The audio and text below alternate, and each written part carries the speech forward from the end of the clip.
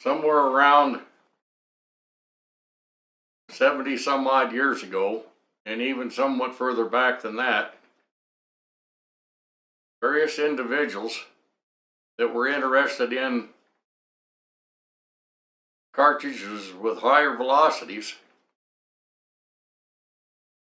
There were a lot of people involved at the time. O Ackley was one of our fellows that came up with things. His entire improved line of Ackley improved cartridges. This was part of it. There was a fellow by the name of Mashburn, a gun builder in Oklahoma, that did somewhat the same sort of thing. There were fellows by the name of Powell and Miller that came up with a cartridge basically called the Powell Miller ventrified free bore type of a cartridge.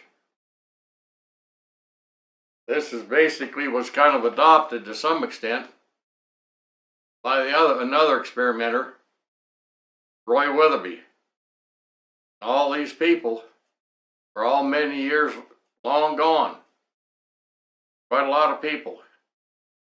Another individual that was very prolific that made bullets was Fred Barnes.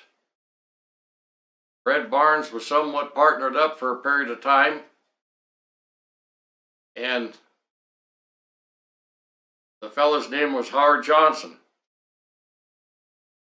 Now, I've met and visited numerous times with Howard Johnson. I met many years ago Fred Barnes with Randy Brooks, who acquired the Barnes bullet, name and situation. Probably one of the most advanced bullets that ever come on the market.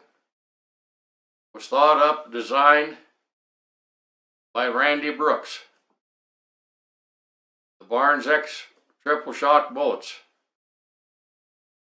It had its ups and downs, turned into be a very successful operation once Randy came up with the idea of putting grooves in the bullets. Now, all these people that I'm talking about, with the powders that we had even way back then, we had performance. And there's been a lot of different situations that have come around. I developed a number of cartridges, over 40 years ago, that I built rifles for customers for a period of time, and for myself, that I use today. And not because I did it, but because of the performance. Still, some of the very best cartridges that have ever been developed, designed for use to hunt by anybody anywhere. There's been other things that have come along the line. The Remington Ultramag cartridges. I'm talking about the longer, full-length Ultramag cartridges. There's the short action Ultramag cartridges. There's various different cartridges. The Winchester short mag cartridges and other people's short mag type cartridges. All these things have had their application. Now, we've got a bunch that hasn't learned very much from all these folks, including myself, over the years of what really works. Got a younger set. They've come up with some of these cartridges that are kind of middle of the road rounds that don't have the velocities. Don't have the velocities or the energies. You don't have what you need for longer shot attempts because the energy is not there. Over the years, various people came up with bullets. One of the very first people to come up with a true hunting bullet was the late John Nosler, Sr. Came up with the Nosler partition. Over the years, they developed, the ballistic tip type bullets, the AccuBond bullets, the long-range AccuBond bullets, and all these things. Randy Brooks and his tremendous ideas of the line of bullets that is available, and you can find somewhat Barnes bullets. Barnes bullets was picked up several years ago, was bought by Sierra, and I have used every conceivable type of bullet, caliber-wise, weight-wise, and one thing or another, in my pursuit for accuracy. But I learned very early on, in my early hunting life, I've been hunting now for 60 years. It's a long, long time.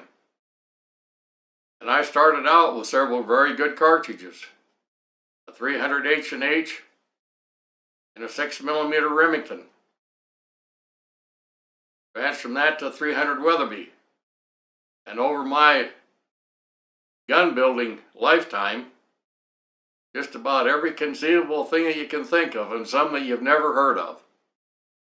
But anyway, I quick figured out that the cartridges that performed up to the very, very best were cartridges that had a velocity, a muzzle velocity of around 3,200 feet a second. 3,200 feet a second, whatever you happen to be shooting, whether you're shooting something in 6mm or something in .338 caliber, everything from there, from one end to the other, with bullets that are designed for game. These are the situations that turn up the type of performance that we're looking for. And this proves that these individuals from various different entities that are involved with coming up with another cartridge, it's damn rare, anywhere from 2,700 to maybe 3,000 feet a second. And not the bullet weight that you need. Not enough bullet weight. Well, the performance is not there. We beat it many years ago with everything, virtually everything, that Roy Weatherby designed, built, and is still built today. Now, if that's the situation, we take a cartridge that has a couple hundred feet a second less in a given caliber, it just doesn't have the performance. So, I'm not knocking any of these cartridges. Everything has an application.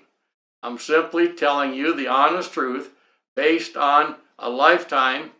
I know what works and I know what does not work. You've got to have the performance to get what you want. And I've been, from the get-go, very first thing that I want accuracy. The next thing I want the velocity that's needed to do the job at hand. That's why I don't suck up to a lot of these cartridges, because they don't have the performance. The thing that enters my mind just repeatedly, if these lower velocities that are being promoted with the cartridges that are developed, why hasn't the 30-06 become the ideal long-range cartridge? Well, that's a real good question. It doesn't have the velocity, it doesn't have the performance downrange that you need. Somebody asked me why I don't talk much about the 30-06. Well, there's your first clue. It doesn't suit hunting situations here in the West. And I always carry a caliber rifle that is just right, that's ideal for the hunting situation that I'm going to pursue at the time. You know, I started out life with a 30-30 Winchester, Model 94 Winchester that I still have, and it did a good job for me. It was a nice 100-yard, out to about 150-yard cartridge. Did everything that I wanted to do. It's killed a lot of game within its range, you see, and its velocity capabilities and its energy capabilities, and still does. So don't get the crazy idea that I'm knocking any of these things. I'm not knocking them. I'm just pointing out simple facts as they are. This is what it is, you know. And I'm not here to hurt your feelings because I didn't suck up to the 6.5 Creedmoor. It's only capable of what it's capable of. And by the way, one of the biggest mistakes with that cartridge is if you shoot 120 to 125 grain bullets, it's an awful lot better cartridge from a standpoint of killing anything. And if you shoot something in the 140 some odd grain weight area, most of those loads don't do much over 2,650 feet a second. Well, it should be pretty obvious. But if you load 125 grain bullets up there in the 2,900 feet a second area, or maybe a little more, you're going to get better results. It's just plain and simple. It's been proven. It works better. Various people have been complaining about some of these highly hyped up advertised rounds not getting the velocities. Well, I knew when I read what the case capacity was of some of these rounds, like for instance the 7mm PRC, that it didn't have the punch. If you load it up to real high pressure, too high pressure, where you expand the head of your cases, you're going to get maybe those type of velocities that are advertised. But that's the only way that you're going to get it, because the case is not big enough. It doesn't have enough boiler room. It's about square inches. This is what it's about. You know? So, this right here is kind of a history on how these things have come about. We went from one point to another point and regressed to do with some of these cartridges that are being promoted. Some of the very best cartridges that ever made its way to being factory loaded, adopted by Sammy and one thing and another. Some of these cartridges are gone. Some of these calibers are gone. It's really unfortunate. We've got people that just don't understand.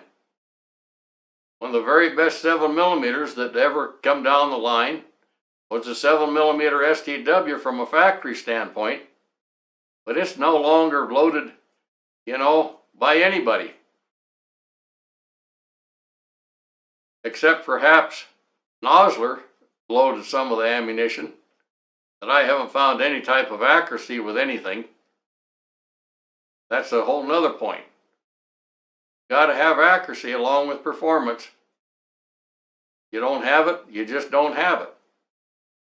So, a lot of people haven't studied, haven't read virtually everything in print over the past 65 years, like I have and know and understand, besides building many thousands of different rifles in lots of different chamberings and testing all these things.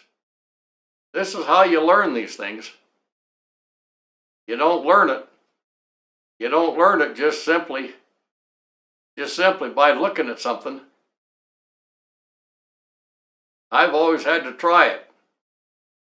That's how I've went where I went with my lifetime of gun building and developing different rounds over the years. And it's real tough. If you designed a cartridge today, it'd be just about impossible for you to get any manufacturer to make cartridge brass for you, because they're too busy doing what they're doing, and they want to sell big quantities, and everything is just more and more dollar wise. It just costs more and more. It's got completely out of sight at this point in time, and I don't see anything letting up. I don't see anything getting better. I don't see anything improving. So there's some of the rundown as I see it. That's my thoughts on it. That's my observations.